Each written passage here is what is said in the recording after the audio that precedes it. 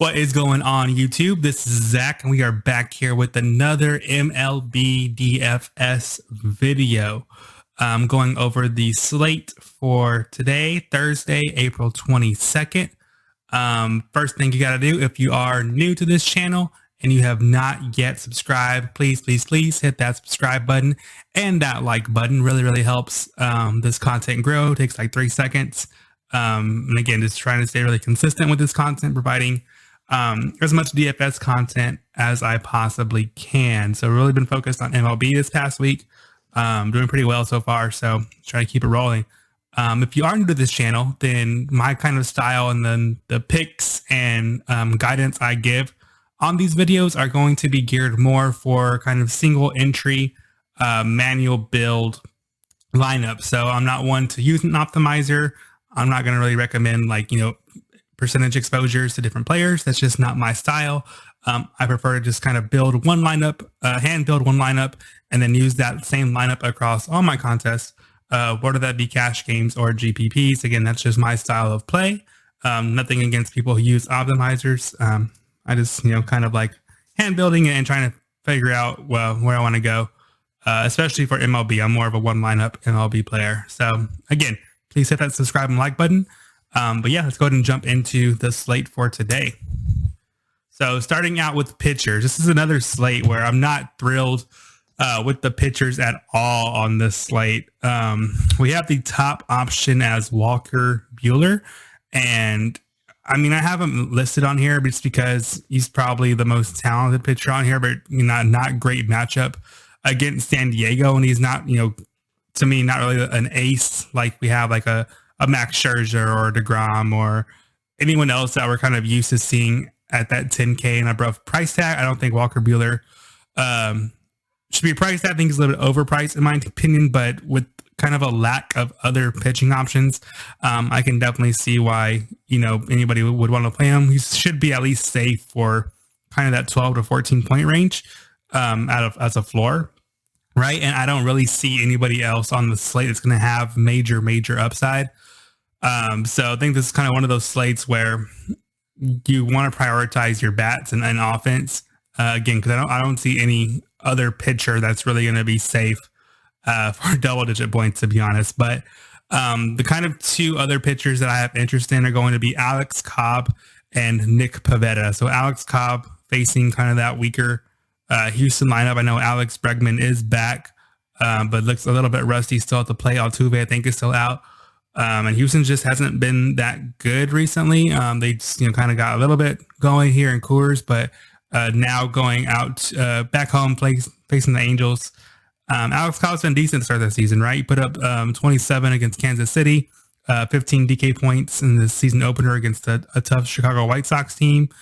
7 and 10 strikeouts, seems to be fully stretched out to 100 pitches. So yeah, I do like some Alex Cobb. I think he's slightly overpriced, but again, on this slate with kind of a lack of pitching options, I don't mind getting to Cobb here at all. And then we go over to Nick Pivetta. Now, don't really like Pivetta, never really liked playing Pivetta, but in a really good matchup here at home against Seattle, I can definitely see getting to him as well. Another guy, most recent scores, put up 5 against the White Sox, had a good game against Baltimore, good season opener against Tampa Bay, and again Seattle's a really good matchup for Pivetta. So at 7-4, again, all I'm literally looking for out of him is just double-digit points, hopefully, with the upside for more if he gets the win. So yeah, again, I don't really mind Pivetta, and kind of the build I'm looking at as of right now is going to be trying to keep my pitching options in that mid-range and kind of lower end for pitching, right? Doubling up with a Cobb and Pivetta. That way I can get higher price bats, because bats are really expensive on the slate for today. So I'm going to try and get as many expensive bats as possible. And again, I don't see any pitcher that's really going to me, break the slate tomorrow with a 30+ point outing. So as long as Cobb and Pivetta can give me like 10 each, and maybe Walker Buehler goes for 20, I'm okay with that if I can get some more higher price bats in, kind of the opportunity cost. So those are going to be the kind of 3 pitchers that I'm interested in right now. Again, pitching's kind of really weak on this slate, so it's kind of try to make it work. But yeah, those are going to be my pitching interest for today. Moving on to my favorite stacks of the slate. So three teams here, Red Sox versus Dunn. Again, Red Sox at home. Red Sox are hot right now.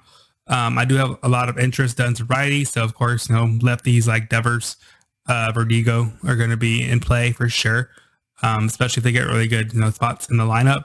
But again, Red Sox and Dodgers are super, super crazy expensive on this slate. But I do like their offenses quite a bit as my favorite offenses on the slate. So Red Sox versus Dunn, again, at home in Boston, probably going to be my favorite stack on the slate. Dodgers are going to be my second favorite against Weathers. Probably going to be a bullpen game for the Padres, though. So for the Dodgers at home, I do have some interest in their bats as well. And then some Marlins bats. Marlins are, not good, obviously. But Aaron Sanchez is also not good pitching for the Giants. So I do have some interest in some Marlins bats, just kind of as some cheaper fill-in options. I think they can really help your lineup and get some of those more expensive bats that you want to prioritize out of the two favorite stacks. So favorite stud hitters. So these are going to be hitters priced over 5K that I really like. So starting out first base and outfield dual eligibility, we have Shohei Ohtani at 5'1", just because, he's a really good hitter, obviously going up against the righty Christian Javier. Ohtani's been, pretty hot recently. So I'm always going to have some interest in Ohtani when he's swinging a hot bat. Although I doubt I get to him at this price tag just because, again, I like the stack options of Dodger and Red Sox expensive bats more, but just wanted to list them there if you have the money as a one-off. Definitely don't mind some Ohtani. Moving on to third base, this is going to be one of the tough decisions that I'm going to have to make. I don't know where I'm going to go yet, but Justin Turner and Rafael Devers, both in plus matchups, both in stacks I like, both really good and swinging the bat really well right now. Obviously, Justin Turner, $300 cheaper. That may come into play, may help out a lot. But I like both of these hitters pretty equal. And again, it's going to come down to which stack I like more, whether that be the Dodgers or the Red Sox. As of right now, I'm slightly leaning Red Sox, so maybe I prioritize Devers. But if that $300 discount helps the rest of my lineup, I'm definitely equally as happy having Justin Turner in there at the third base position. And then similar decision point again at the shortstop position, right? We have Xander Bogaerts and Corey Seager. Again, Corey Seager, $100 cheaper than Xander. Both really good, both plus matchups. Gonna have to make a decision there as well.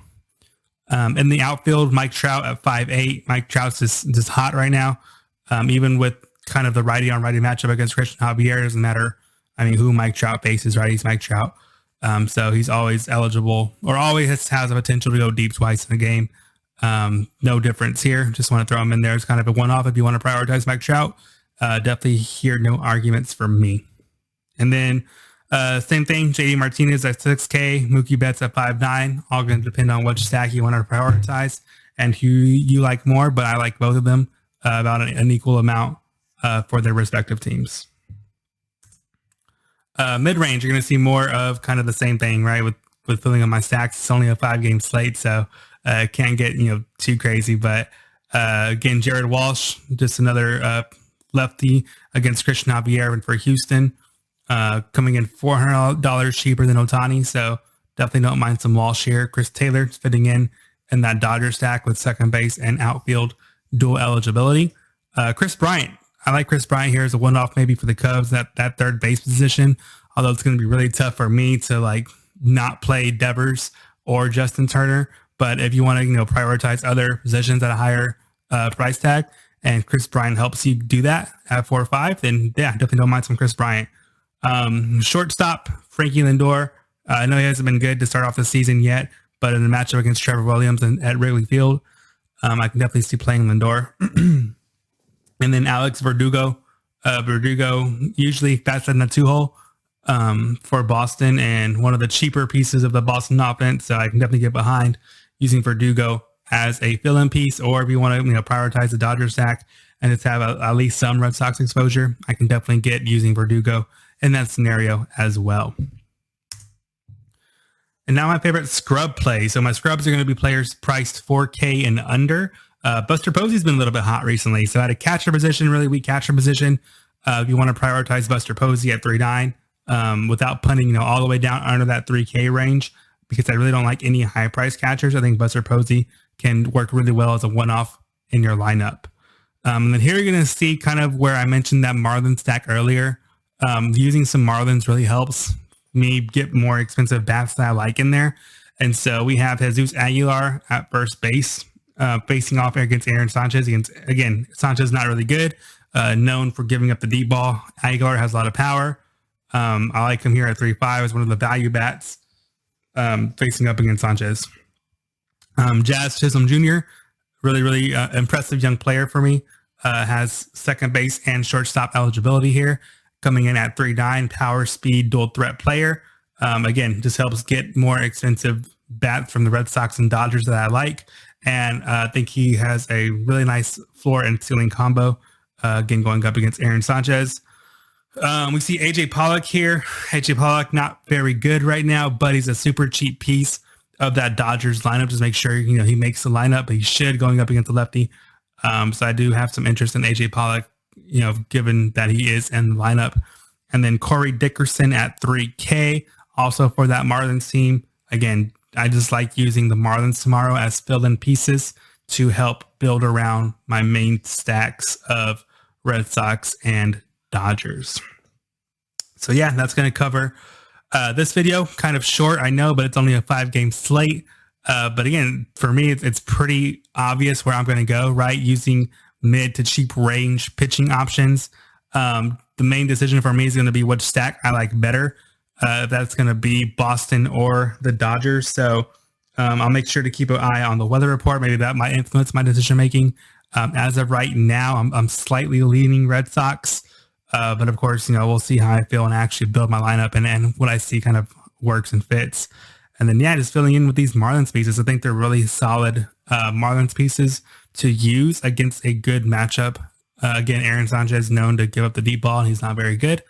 So I definitely don't mind using some Marlins as a fill-in kind of stack and help you get those more expensive pieces. So that's going to do it for today, guys. Again, if you have not subscribed to this channel, please hit that subscribe button. We are at 136 subscribers right now, trying to get to that 150 mark as kind of our next milestone. And then we'll just keep moving on up from there. So really appreciate everybody tuning in, and let's go get that baseball money. See you later.